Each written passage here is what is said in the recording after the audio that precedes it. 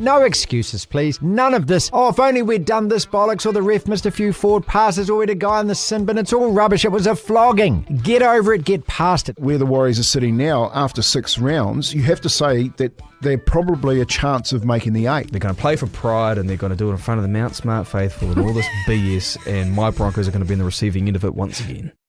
Welcome to the DSPN. He's getting him. Oh, there you go. He was forward. Oh, a punch up now in midfield. Fraser's involved. The Devlin Sports Podcast Network. Welcome to the podcast, people. It's BLT, which is Big League Tuesday. Our man Tony Kemp joining us, former Warriors coach, very proud former Kiwi, 25 tests for the Kiwis. He's going to break down that Warriors performance against Melbourne, as well as tell us a couple of good old stories about a good old mate, Jared Warrior Hargraves, who today announced his retirement from All League. Matt Gunny joining us as well. His doggies had a weekend off. They're 5-0, the only unbeaten team, as you know, top of the NRL.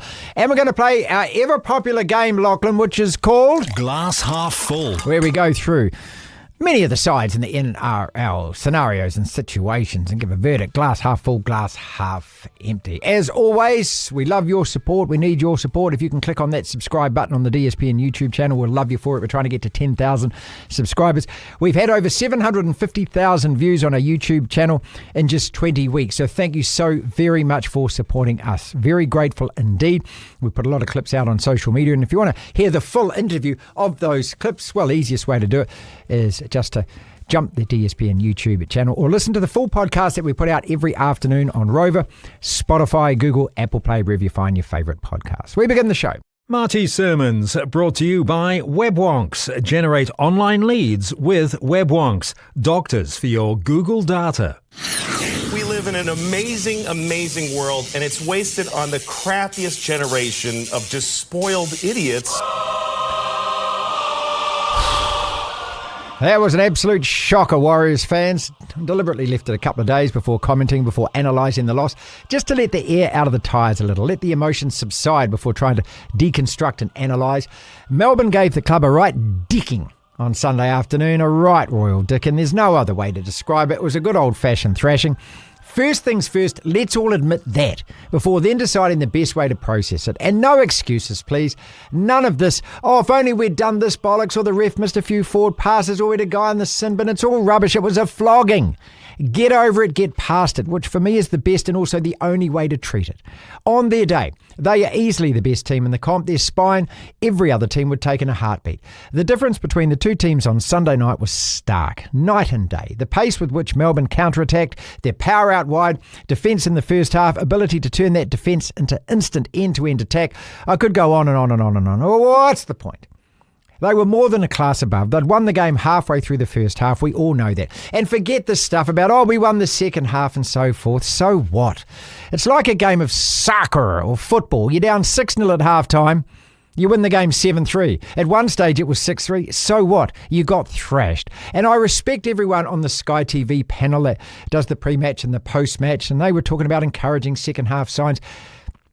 Look, again, those on the tally are there to promote the club as much as honestly assess or critique a terrible performance. And look, if I was on that panel, I'd do the same thing. Everyone wants to get paid and wants to continue to get paid. But it was a terrible performance. The positives for me are nothing to do with the game, but instead everything about where the Warriors are at right now after 6 rounds, which is inside the 8. That is a massive tick. That's exactly where we want to be. And better than that, we deserve to be there. Make no mistake.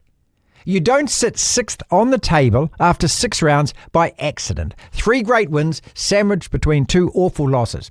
And that for most teams involved is simply the nature of the comp, especially this year. Penrith have lost 5 on the trot. Get that. Penrith have lost 5 on the trot. Brisbane got well smacked at home by the Roosters Friday night. Raiders, Rabbits, Manly, Sharks, Cowboys, Dragons, all of these teams are the teams the Warriors are battling with for playoff spots. All have played well in one games and all have been well beaten in others. Only the Bulldogs, remember, have the perfect record. 6 rounds in and only one team is unbeaten. So take it on the chin, I say. Be honest about it. Don't try and pretend any. Accept it, get over it, and get on with beating the Broncos Saturday night, because that's the most important thing here. Bad games happen, and no doubt are going to happen again before season's end. Yes, it was a shocker. So too was the Raiders in Vegas, that loss, and we came back from that by winning the next 3 on the trot. The only thing that is important now is to bounce back and do it again. In the words of Sir Steve Hansen, flush the dunny and move on. Flush the dunny and move on. Or as Warriors fans would say, let's go on. Devlin. Lachlan, it's Tuesday, we're talking league. It's time for your favourite game, which is... Glass half full. Lachlan, which is... Well, he just said it. Glass half full. You don't need my... Okay, what I do is I give you teams, I give you scenarios, I give you situations as far as the NRL goes. You tell me whether you're glass half empty, glass half full. Yes! I'm starting where we're going this weekend. So glass half full on the Warriors, and we'll follow that with the Broncos. Glass half full Warriors. I'm glass half full. Why? Because I look at the points table. We're 6th on the points table. I'm glass half full. Hey, you could sit here and bitch about getting walloped by Melbourne, which we were. But you got to just as you bad. got to move on from that. You got to move on from that. You are just as bad as the fans that Justin Horror and Willie Mason were referencing in the Levels podcast. Now, no, I'm not, because those goons and clowns were thinking that we were going to beat Melbourne. I've accepted the fact that we got towelled by Melbourne. Yeah, actually, just quickly, I saw a lot of stuff on social media from Warriors fans before that game saying, there's an ambush in Melbourne this weekend, guys. We're going to... Anyway, I did a fair bit of soul searching this weekend, and I did this on Friday before... in the time between when I finished work and before the Broncos game kicked off. Disclaimer, important disclaimer. I watched back some of the stuff and I realised, you know what, I am actually being a little bit too harsh on the Warriors. I am letting my bias get in the way because I don't like this club at all. They are what Liverpool are to you. That's what the Warriors are to me. Now, I dislike Man United. I think I dislike the Warriors more. But I had to be honest with myself and sit there and go, okay, they're in the top 8. They're actually having a good start to the season. Mm-hmm. Fair play. I can't criticise that. So I'm prepared on Tuesday to come into work and to give this team some praise for the start to this season. And I'm here to do that. The problem is they just got absolutely smacked by the Storm. Yeah, we got absolutely smacked. Absolutely smacked. And I don't think anyone can sit... You can be as glass half full about the second half as you like that the Warriors won it. That doesn't get you anything. No. It might make the points difference a little bit better in your favour come the end of the season, but at the end of the day, 36-0 at half-time, 36-0 after 30 minutes. Yeah, it was Melbourne got that try. They put them up to 36-0 in the 30th minute. Absolutely blitzed the Warriors in the first half. The Warriors obviously have some injury concerns now, which makes everything a whole lot worse, and Rocco Berry's probably going to miss the game through suspension. I'm glass half middle because I was going to be glass half full if they showed a fair bit of heart and fight against the Storm. Unfortunately, that scoreline doesn't suggest that at all. I will accept that, but I'm looking at the points table and I know that the Warriors are going to lose some this year. They're going to win some. The thing is, it's all about rebounding. After Canberra, rebounded with 3 wins. After they're getting smacked up by Melbourne, got to rebound, and that starts against your lot, who are glass half empty. This is a Broncos side that should be a hell of a lot better than what you are, and that performance on Friday night against the Roosters was woeful. So you give me empty.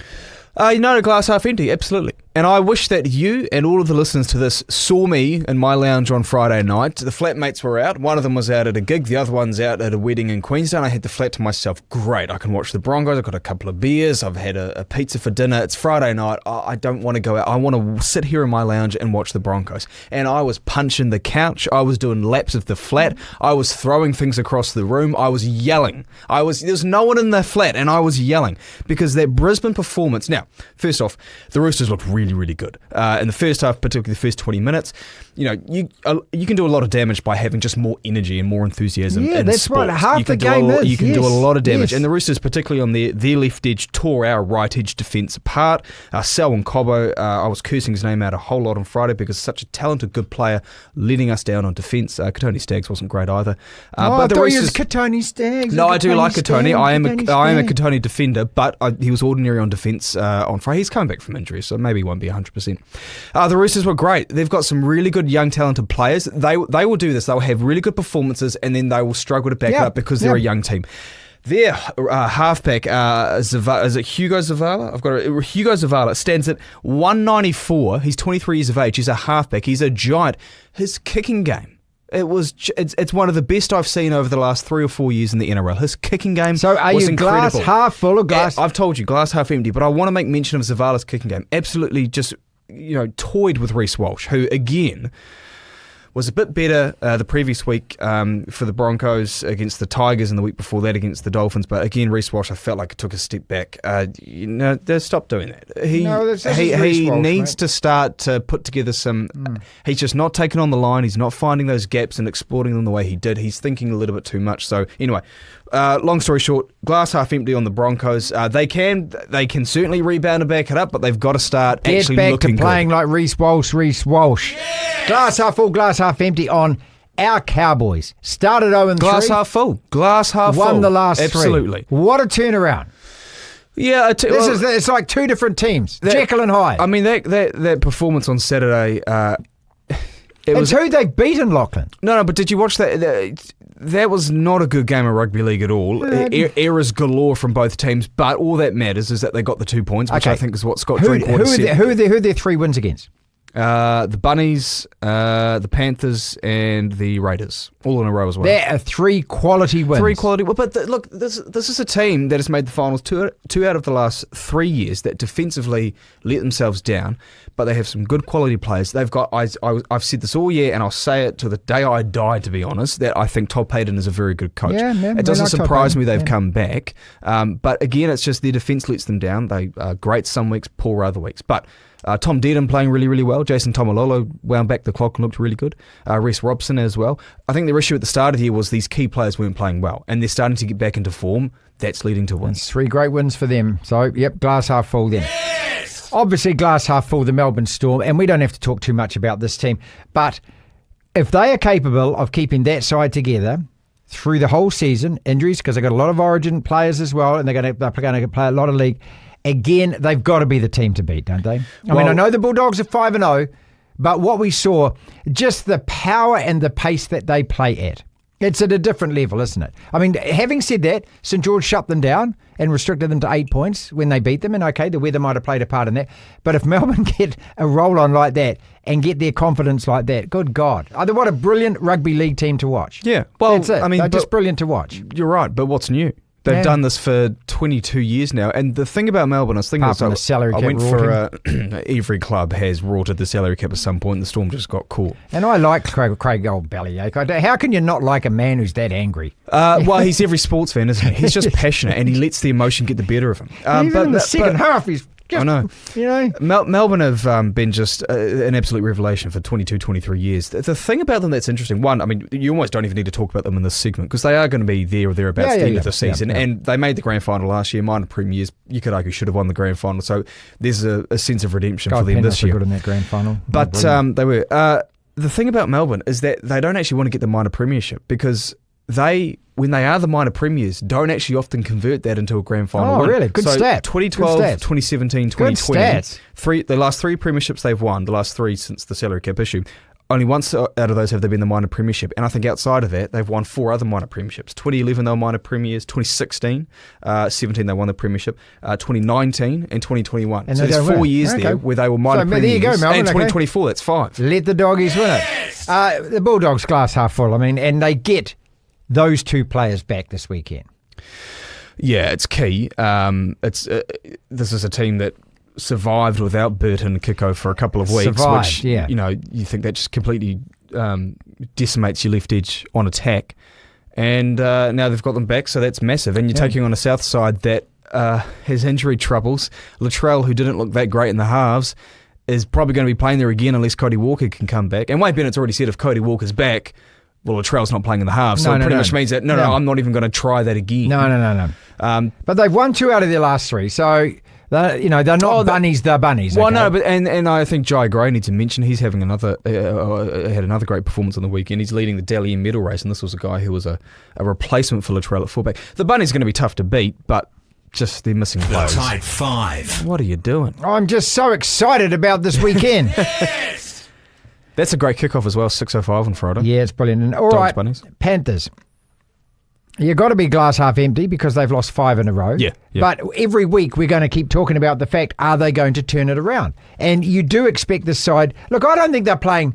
Well, okay, they got 30-12 against the Dolphins. It's not a great scoreline, but I don't think they're playing that badly. It's not like they're really terrible, but they're just not winning games. No, I thought the I mean, they lose another couple, and then all of a sudden it gets to the stage of going, hang on a second, maybe they won't. Because at 1-7 or 2-8, do you come back from that and make the 8? Yeah. And they'll lose a heap of players to Origin. Yeah, the top 8 varies. I mean, in 2021, the Titans won 10 out of 24. They lost 14 of their 24 games, so they still made the 8. Normally, you got to win at 12 or 13 games. Well, it used to be 12. It sort of became 13, and I think because Brisbane missed the top 8 with 13 wins in 2022. So they'd need at least 13. But even then, Penrith shouldn't be talking about, well, we need this to make the 8. They should be talking about the top 4. I would think that once you hit 8 losses, you probably can't really lose any more. That sort of feels the cutoff for the top 4. But there's been years where teams are 14 and 10 and they make the top 4. So having said that, also this top 4 thing, if you're outside the top 4, you can't win it, right? Because no one ever has. Well, it doesn't. So happen, maybe this you can make the grand final, but they don't often. Maybe make the grand this final. might be the year that Penrith is. That Dolphins one was the first game where I thought, personally, not only are they losing, they're really looking like they got outplayed. Like the Cowboys game, I thought was a bit of an even contest. I thought they played okay. Cronulla round one, they looked good. The Roosters game, the Storm game, they showed plenty of. It was very valiant from them, but the Dolphins game was the first one where I thought, this is starting to get a bit. This isn't good. Not often you'll ever hear anyone say in league, glass half empty on Penrith. Yes. There it is. I want to put Raiders, Rabbits, Tigers, Manly all together because those are 4 teams that are in the 8. And Raiders 4-2, Rabbits 4-2, Tigers 3-3, Manly 3-3. Is that just what the competition is this year? That we are going to see where maybe you can make the 8 with a 12-12 split? That it's just going to be crunched and tighter. Can we go glass half full on that? Because there's only 2 teams really at the top. I'd say Dogs and Storm, who look better than everyone else at the moment, but the rest is a ruck, isn't it? Yes, but the NRL's been this for a long time. I think the gap between the best, or there's been more of a separation between the best and then the chasing pack. I don't think it's ever been this way. It's been a while since it's been this large. Your argument a couple of weeks ago was, when the Warriors made the top 4, the teams that was before this last weekend. Were 30 points above everyone else, right? Yeah, that was when Brisbane and Penrith were clearly the 2 best sides. And I think at the time of saying that, I put Melbourne, I was glass half full on Penrith at the time. I think it was 2 weeks ago. Brisbane were in the mix. Cronulla for me was still in the mix, and the Dogs are there as well. That's massively whittled down now, I think, to the Storm and the Dogs. Well, and even the Bulldogs, they made the finals last year. The previous 6 years, I think they missed the finals. Okay, well, out of these teams, Raiders, are they a lock for the top 8? Well, based on how they played on Saturday, yes. Rabbits? Not a lock, no. Certainly not. Tigers? No, not a lot. Manly? I don't even know who Manly. Who are Manly? No. What team is Manly? They every week. Yeah, they pushed Cronulla hard on Saturday. I think they had a good second half, but Manly again. Okay, let's go. Glass half full, glass half empty on your Sharks. They're not my Sharks. He hates the Sharks. I just, they make me nervous, the Sharks. I just don't know how much of a backbone they have. This has been my issue with the Broncos for years. I even said this, when we got the wooden spoon, I said this year we lost the grand final. I just don't know what our backbone's like. I think the Sharks are the same. I don't know how, how well they can get their elbows dirty and get into those nasty, tough sort of arm wrestles and actually win them. And the jury's still slightly out on that, I think. So for the Sharks... Sorry, turn your phone off. The Sharks, I don't know.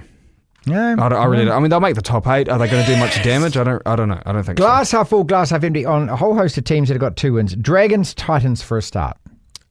Glass half full on the Dragons. Titans, glass half empty, certainly. And I've been hot on the Titans this year. They actually played well in that first half against the Dragons on Friday, the Titans. I thought they were a little bit unlucky with a few things, but then the second half, it wasn't as if they made up for those missed opportunities. I think they're the Titans, and I think that they're going to win 8 or 9 games this year like they do every year. Yeah. And that's them. They've got some great players. They do. Their issue for really since they've existed, I mean, they had Scott Prince as their chief playmaker for the first few years. They paid way overs for him though, didn't they? Yeah, but he took them to the finals a few times. Since then, they splashed a lot of money on Ash Taylor to take him away from Brisbane. And apart from Ash Taylor, who was very underwhelming, didn't achieve anything, They haven't had any sort of a halfback who's been able to guide them around the field consistently. Okay. They had Jamal Fogarty and then he went to Canberra. So the Titans issue, which I think is the same issue now with the Knights, and it was for the Dogs, but Toby Sexton's playing well, is that these teams who have good forwards, good strike out wide, unless you've got a 6 or a 7, or ideally both, or one of each that can actually command the team and direct you around the field, you're not going to win anything. Here we go then. This weekend, Saturday night. Your father's back.